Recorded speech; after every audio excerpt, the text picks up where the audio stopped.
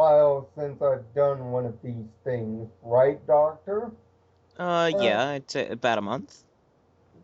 um, Today's topic has to do something within my own family line.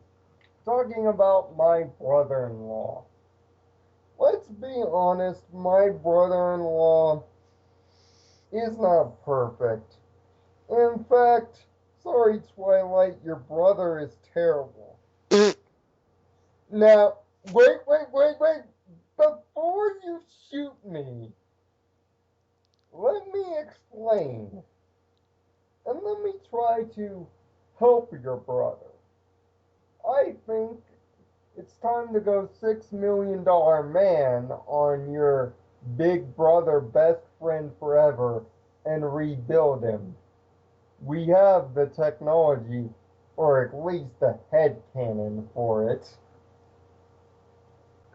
So, how do you begin to start rebuilding Shining Armor? Well, at first you have to understand why he's, well, shit.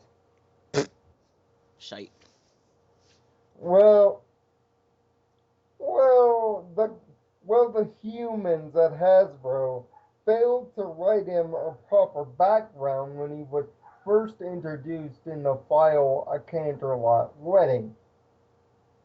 In fact, they gave him no background at all, just that he knew Twilight's best friend and got hitched, and that he's the captain of the Royal Guard. Nothing really to go off of. But let's just say I jump into the Doctor's TARDIS and we actually look back at this character's history for a minute. According to the MLP comic series, apparently Cadence and Shining Armor were high school friends. But Shining Armor was kind of a weakling, a pushover, if you will, constantly being bullied by some pony who had a high and mighty stance about himself.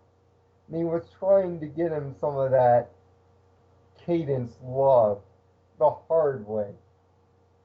But Shining, being somewhat a nerd and somewhat noble, managed to stand up for himself just enough to cause an attraction. But it wasn't without hard work, though. Shining had to join a rock band, join the football team like his father, and do other stupid crap just to get Cadence's attention. Now, Doctor, please help me out with human understanding. Doesn't this sound like something that humans call High School Musical? Um, we don't talk about High School Musical. Some some kind of stupid human high school drama crap. We don't talk about high school drama. But I've endured it plenty of times through my different regeneration. I mean, what? and but yes, that's the plot line they went with, folks. And it's supposedly to you humans what you call party canon, but I'll just leave it at that. So to begin rebuilding Shining Armor, we have to rebuild his backstory. Let's just say, for kicks and giggles, we go back into the TARDIS and make Shining's father a member of the Royal Guard himself. Or rather, instead of the father, why not make Twilight's mother the member of the Royal Guard? But because of tragic events only looted in a few fan fictions that I have read from you humans, some of you humans can write smartly for us, I'll give you credit, that a tragedy happens to the young Sparkle mother, only to have her remove herself from the Royal Guard, only with the guarantee that a firstborn son could get looked at more easily. Upon that happening, shining armor would get enlisted into the royal guard, and and thus grow his noble and more knight in shining armor personality. You see, it is my opinion, my fellow equestrians, that if your name is Shining Armor, you should act more like a knight, Yeah, seeing that really. the name implies to you humans that same. Once we have done that, the next thing we have to get rid of is the surfer dude voice. Yes, he does sound like a surfer dude. Instead of him sounding like he should say cowabunga and eating pizza like certain reptilians you humans have thought of, why not give him a similar royal equestrian voice to that of the royal princess of the moon? Talking in thous and theys and these.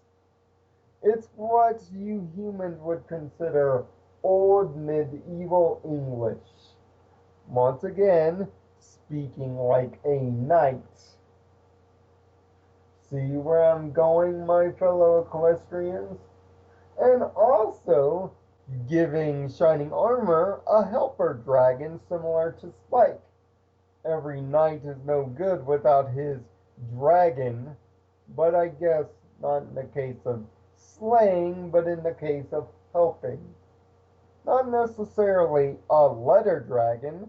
Let's say he's a writing dragon, like that Skyrim video game that you humans play. Also, let's redo his look and give him more of an old school medieval look as a knight with a visor and armor around his feet and the royal sparkle crest around his middle line and a lance as a weapon or an Excalibur like sword to go along with the look. Excalibur. Let's not talk about Excalibur from Soul Eater, though. Yes. Another show you humans have thought of. Quite an entertaining. And that, my friends, is how you would rebuild the character physically, but it would be more or less mentally. Upon this rebuild of the character, this would allow the actual cadence needed to be protected by someone evil storyline, like in the comic, to actually work. And this would actually allow Cadence to take the more traditional princess role without having to be in the tough corner like the humans at Hasbro intend her to be. However, I spend a lot of my personal time with Cadence. She's not the pony you think she is. She's a lot more aggressive than you think. Plus, this would also allow him to be a guard always overwatching what Twilight is doing, developing the more big brother best friend forever relationship and having it be relatable, not just something thrown in as I get along with my sibling. You see, the problem with writing a new character like this is when you introduce a new character, lack of detail can murder a character's design, my fellow equestrians. It seems like the humans at Hasbro have forgotten all about the detail in creating characters. Even cadence is underplayed. Even great ponies of my kingdom like Vinyl Scratch, Octavia, and yes, the one you call Derpy Hooves, have opportunities to be developed, but are not given development time. But Shining Armor is the most egregious of this.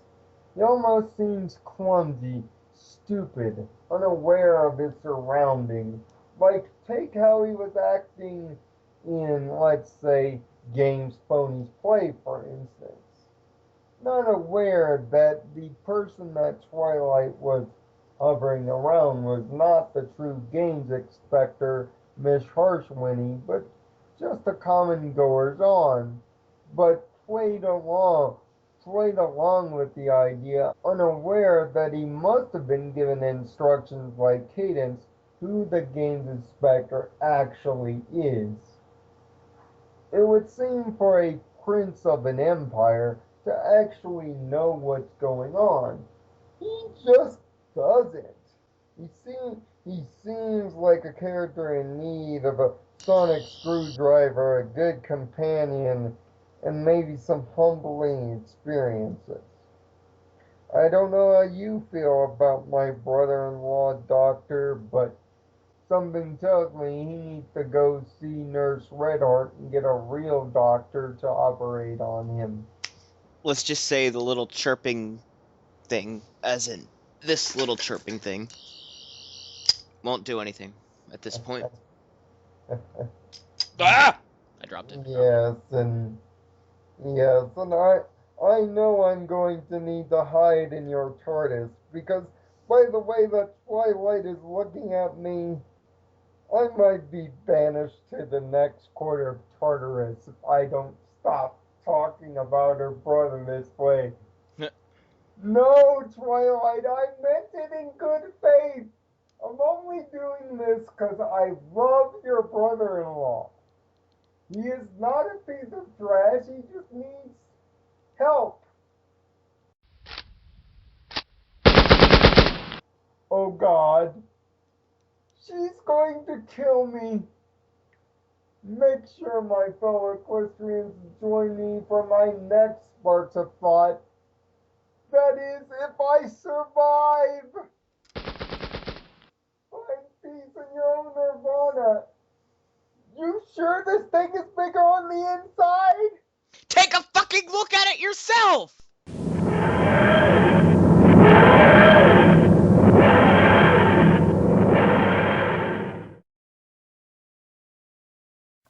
Warning, this is a review for Equestria Girls Rainbow Rocks. This is rainbow powered.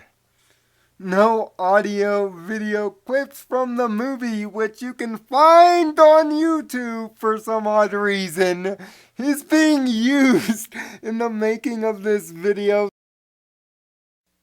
This is Magical Studies for Rainbow Rocks. Remember, no audio video clips from the movie Equestria Girls Rainbow Rocks is used in the making of this video, seeing that they belong to Hasbro and DHX Media.